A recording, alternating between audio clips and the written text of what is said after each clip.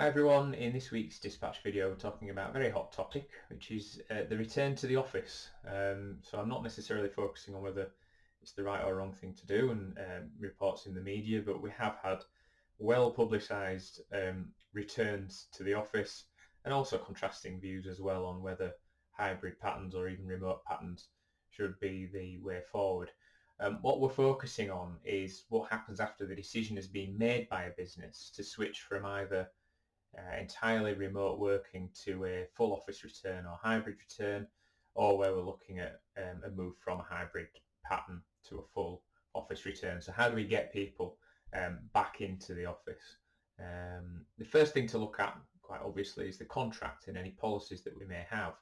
Now, a number of these may have been created post-COVID when the working world was opening up again, and many businesses will have had a hybrid policy which created a discretionary right for an employee to work from home for a certain period of time. Now, in the majority of cases, what I've seen is that the contract has remained in full force in terms of the employee's place of work being the office. So we are really trying to create a discretionary exception in a hybrid working policy by allowing somebody to be at home. Now, if that's the case, I think it's a lot easier to insist that somebody returns to work either on an increased basis or on a permanent basis, because we've got the contract to rely on.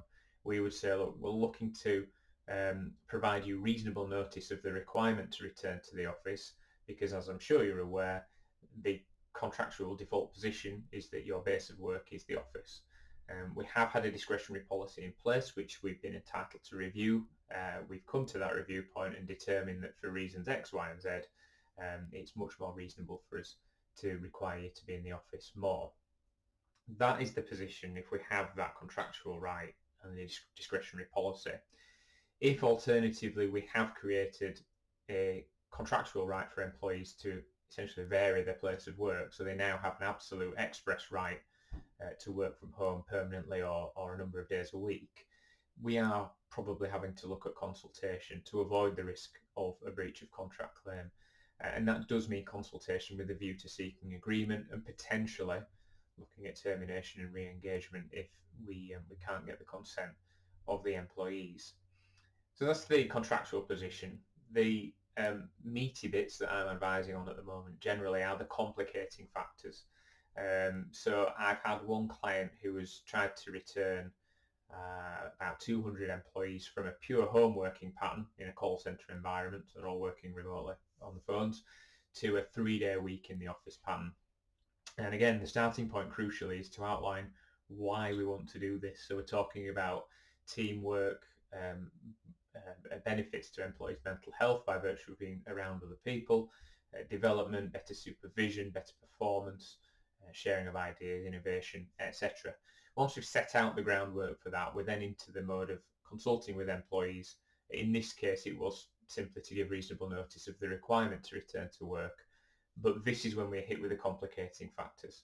So we have a number of employees who have tried to resist that move to being back in the office by virtue of childcare. And that's not specifically looking after the child while at home, but care arrangements, which might be, well, my house is 5 minutes from my childminder, and if you're requiring me to go into the office, I haven't got time to pick them up.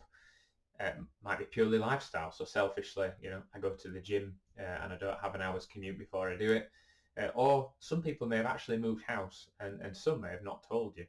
So we have had instances where, because people have been able to work purely remotely, they've actually moved house 3 or 4 hours away from the office, not believing they'd ever be sent back.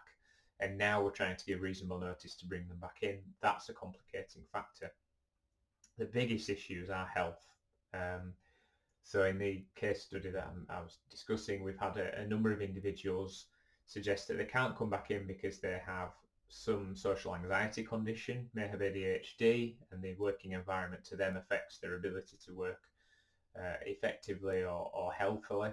And there are some employees who have developed physical conditions because in some cases it's been 5 years since we've actually required office attendance, and we don't know that some people may have had a physical deterioration which could really impact on their mobility, their ability to travel, and ultimately to come into work. And those are complicating factors which we really need to work through. Sometimes that might be with medical evidence, and ultimately we'll have to make a call on whether it might be a reasonable adjustment if somebody has a disability to allow them to work from home outside of the norm. But by and large, the employer will absolutely want to get consistency and will want everybody back on the same pattern so that the floodgates don't open, particularly with flexible working requests, which employees are still entitled to make if they want to maintain that remote pattern. So tactically, in terms of trying to force through those changes, we talked about having sound reasons for bringing people back in, which could hopefully be a persuasive factor in itself. In the case of medical conditions, we should try and obtain medical evidence to support the view that we can implement adjustments at work. We can deal with flexible working requests as and when they arise, if they do, and we do have statutory grounds on which a request can be turned down. We could link the return to an increase in pay and benefits. So if we're wanting to bring people back in 3 months' time, at the point at which we may be launching a new benefits package, or it might be pay review time, we could link the return to that, and hopefully employees would be more willing to agree or be on board. We need to be reasonable but stand our ground. So there may be some concessions that we can make in terms of, in the event of childcare issues, for example, adjusting the working day slightly, or allowing a more flexible pattern of when an employee has to be in the office. But ultimately, there will be a point at which we're not willing to exercise any more discretion, particularly if we've got the contractual right to bring them back in. And if we do have the contractual right, then we're imposing a deadline. So I think at the very start we need to be clear and say this is the date on which we want everybody back in the office, either permanently or on a more comprehensive hybrid pattern. If we don't have that contractual right, it might be that we look at this date for placing employees on notice if they are unwilling to agree. So it's very bespoke, is this process. It really depends on our reasoning, the contractual position, the objections from the employees, but we can certainly assist if you are looking to bring employees back to the workplace, either from a pure remote pattern or a more comprehensive hybrid pattern. If you need further assistance on this or anything relating to employment law generally, please do get in touch.